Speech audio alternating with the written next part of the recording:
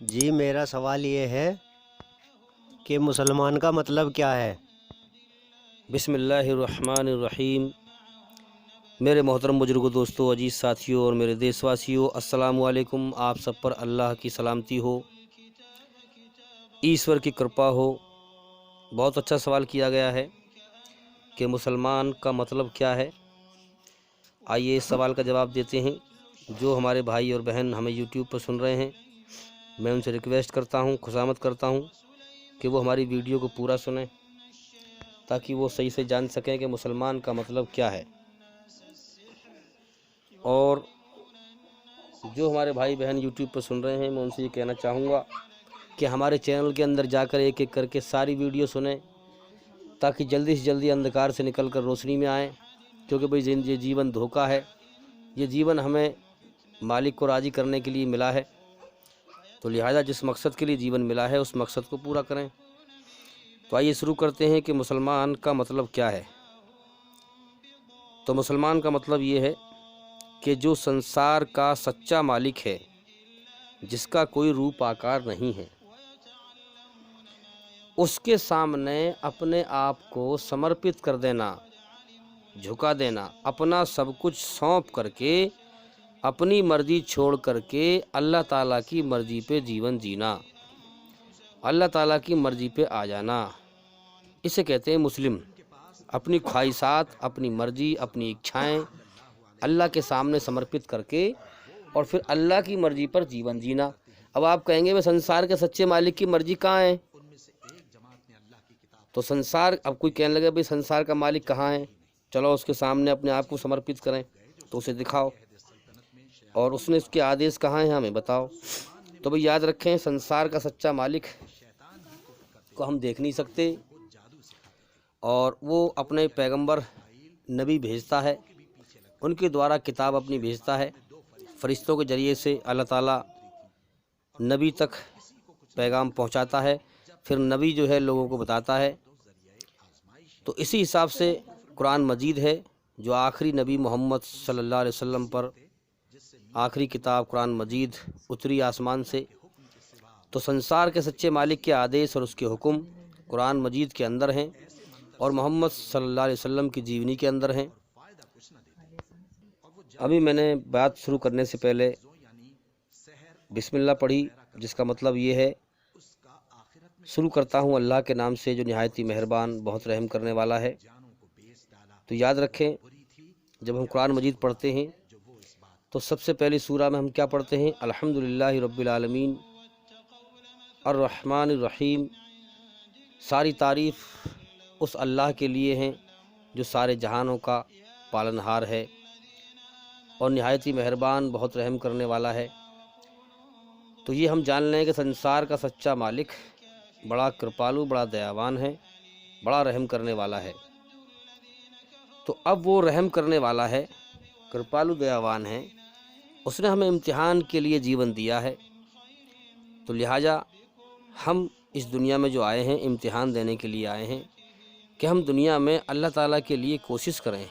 سب کچھ اسی کا دیا ہوا ہے، لیکن ہم اس کے لیے کوشش کریں، محنت کریں، اسے پانے کی کوشش کریں، محنت کریں، اس کا گیان حاصل کریں، اور اس قدر محنت کریں کہ وہ ہم پر دیا کرے، رحم کرے کہ میرے بندے نے میرے لیے کوشش کی، میں نے احسان کیا ہے تو اس احسان کا بدلہ اس نے جو ہے اتارنے کی کوشش کری، محنت کری اس نے۔ اگر ہم اللہ کے لیے کوشش کریں گے تو اللہ ہم پر رحم کرے گا، اگر ہم کوشش نہیں کریں گے، کچھ بھی اللہ کی ناشکری کریں گے، تو ہم اللہ کی رحمت کے حقدار نہیں ہوں گے۔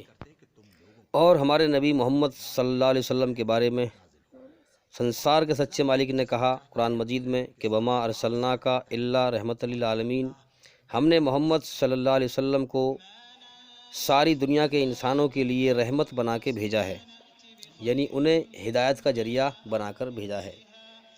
ان کے ذریعے سے لوگ ساری دنیا میں سنسار کے سچے مالک کا سچا راستہ پا رہے ہیں۔ تو واقعی جو ہے ہمارے نبی محمد صلی اللہ علیہ وسلم دنیا کے سارے انسانوں کے لیے رحمت ہیں۔ ہمارے نبی صلی اللہ علیہ وسلم نے فرمایا کہ میں اپنی امت کے گنہگار لوگوں کے لیے سب سے بڑھیا نبی ہوں، کیونکہ ہمارے نبی سفارش کریں گے۔ ایک شخص نے محمد صلی اللہ علیہ وسلم سے پوچھا کہ یا رسول اللہ قیامت کے دن حساب کون کرے گا؟ تو محمد صلی اللہ علیہ وسلم نے فرمایا کہ اللہ۔ تو وہ شخص خوشی سے جھوم اٹھا، جھومنے لگا۔ تو حضور نے پوچھا کہ کیوں خوشی ہو رہے ہو بھائی؟ تو کہنے لگا کہ اللہ تو بہت کریم ہے، بہت رحیم ہے، اللہ پکڑ کر بھی چھوڑ دے گا،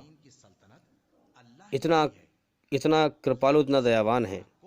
تو بے شک اللہ اس کے لیے دیاوان ہے، اس کے لیے اس کی رحمت ہوگی جس نے دنیا میں اللہ کے لیے کوشش کی ہوگی، اس نے غور و فکر کیا ہوگا کہ میری موت آنے والی ہے، جس مالک نے جیون دیا اس کی طرف غور کروں میں، تو اس نے محنت کی ہوگی تو اللہ کی رحمت کا حقدار ہوگا، اگر نہیں کی ہوگی تو نہیں ہوگا۔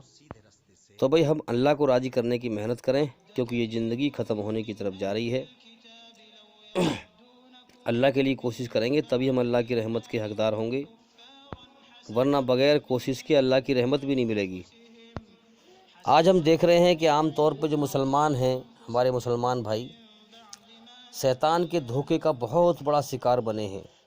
میں سب کی بات نہیں کر رہا، زیادہ تر بہت کم لوگ ہیں جو اللہ کی طرف غور کر رہے ہیں، قرآن مجید کا علم اپنی بھاشا میں سمجھ رہے ہیں اور وہ شیطان کے دھوکے سے بچ رہے ہیں، لیکن زیادہ تر پبلک جو ہے شیطان کے دھوکے میں گرفتار ہے۔ جیسے کہ ایک شعر ہے، اس سے ہم سمجھ سکتے ہیں کہ آج کے زمانے کے جو عام مسلمان ہیں اس کا ذہن کیا ہے۔ اس شعر کے حساب سے وہ یہ ہے کہ اچھائی سے کبھی ہم نے کنارہ نہ کیا، بات سمجھے، اچھائی سے ہم نے کبھی کنارہ نہ کیا، یعنی ہم نے اچھائی کی طرف کوئی دھیان نہیں دیا، دنیا پرستی میں لگے پڑے ہیں بس اپنا۔ اب اچھائی تو اللہ کی ہے نا بھائی، سب سے بڑی اچھائی کیا ہے کہ بندہ اللہ کی طرف غور کرے، سب سے بڑی اچھائی یہ ہے کہ بندہ جو ہے اللہ کی طرف غور کرے۔ تو اللہ کی طرف غور کرتے نہیں، اللہ کو پہچانتے نہیں، تو پھر کائے کی خیر اور کائے کی اچھائی، دنیا پہ لگے پڑے ہیں۔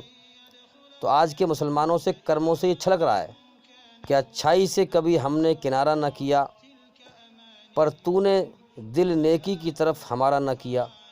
اللہ کو دوست لگا رہے ہیں کہ اللہ ہی جو ہے صاحب ہمیں سیدھا کرے گا، ہدایت دے گا، جب ہی ہم کریں گے۔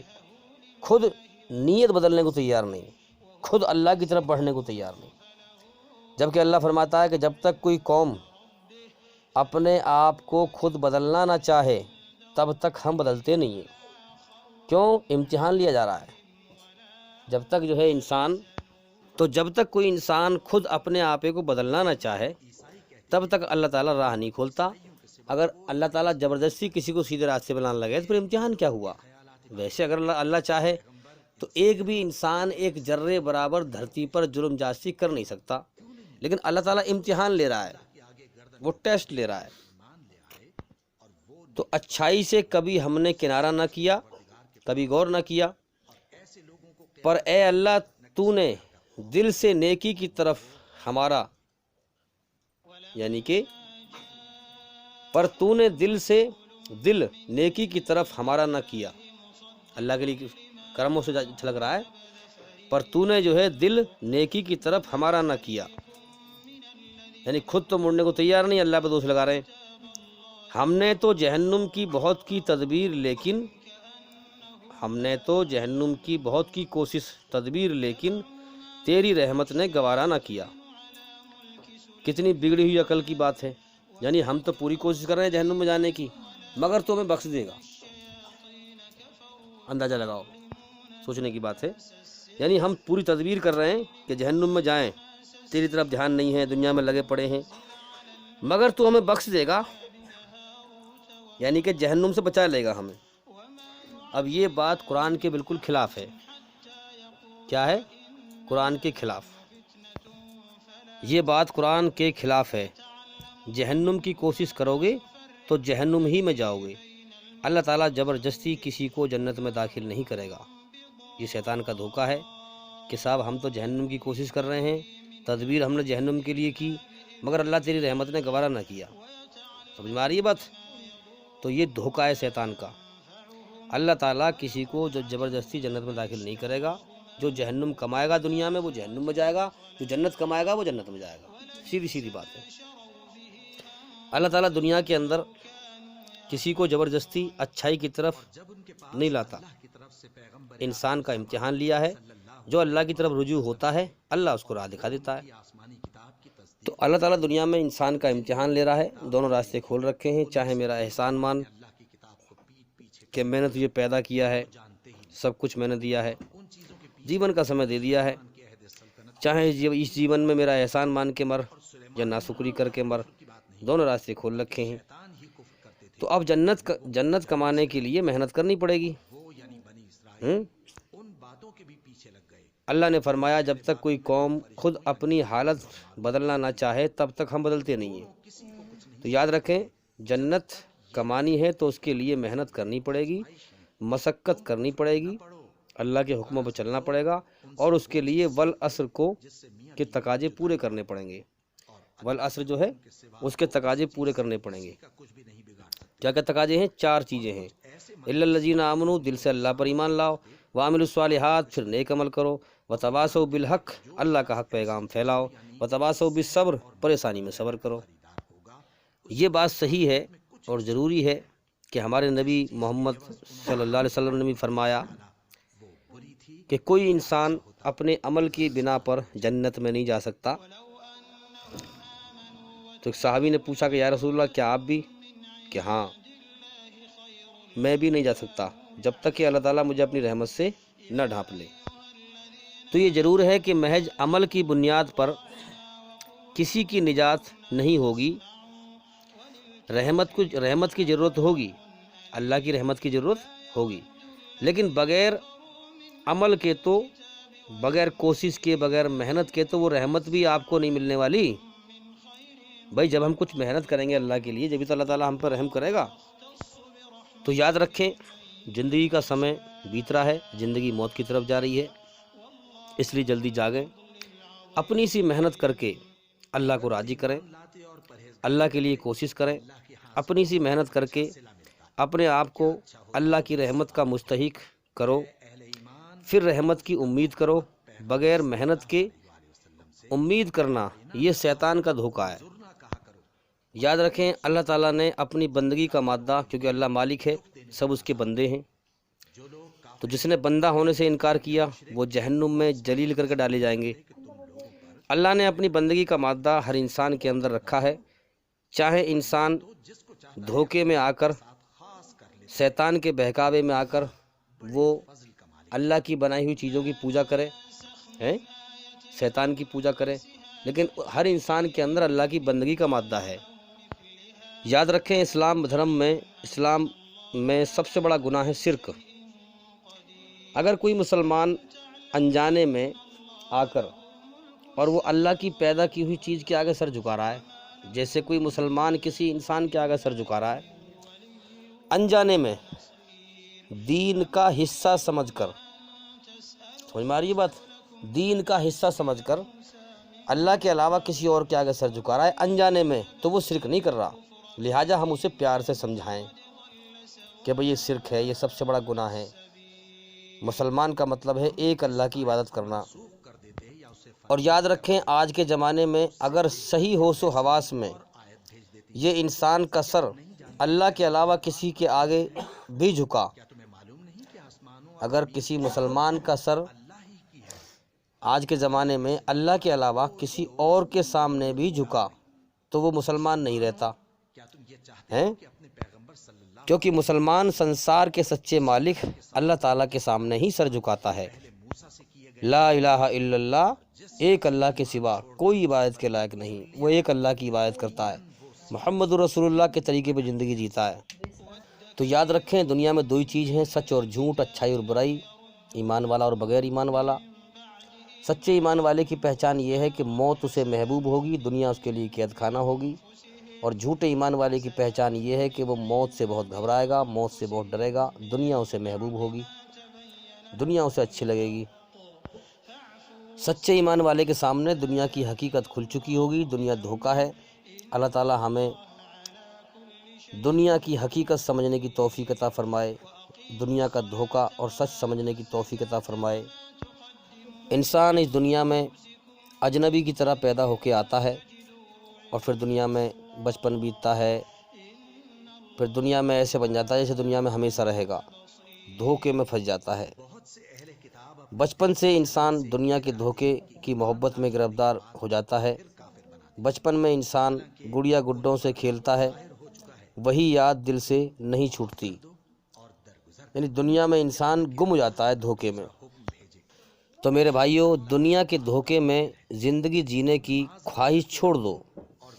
یہ دنیا دھوکا ہے، اس سچائی کے ہوش میں آ جاؤ کہ دنیا دھوکا ہے۔ اللہ کو راضی کرنے کے لیے جیو دنیا میں زندگی۔ ہماری جان اللہ کے قبضے میں ہے۔ اس زندگی اور دنیا کو اللہ تعالیٰ کبھی بھی ختم کروا سکتا ہے۔ تو اصل زندگی جو ہے موت کے بعد ہے، اس کی تیاری کریں۔ جنت کا جیون ہے، جس کی خواہش ہم دنیا میں پوری نہیں کر سکتے، وہ جنت میں پوری ہوں گی۔ ہماری خواہش ہے کہ ہمیں کبھی موت نہ آئے، دکھ تکلیف نہ آئے، بڑھاپا نہ آئے۔ ہم اگر جنت کی خواہشیں دنیا میں پوری کرنا چاہیں گے تو وہ پوری ہو ہی نہیں سکتی ہے۔ اسی لیے کسی نے کیا خوب کہا ہے کہ انسان کی خواہشوں کے قافلے بھی کتنے عجیب ہوتے ہیں۔ دوبارہ سنیں، انسان کی خواہشوں کے قافلے بھی کتنے عجیب ہوتے ہیں، اکثر وہیں سے گزرنا چاہتے ہیں جہاں راستے نہیں ہوتے ہیں۔ انسان کی خواہشوں کے قافلے بھی بڑے عجیب ہوتے ہیں، کتنے عجیب ہوتے ہیں، اکثر وہیں سے گزرنا چاہتے ہیں جہاں راستے نہیں ہوتے ہیں۔ تو انسان جنت کی خواہش سے یہاں پر کرتا ہے، لیکن پوری نہیں ہونے والی۔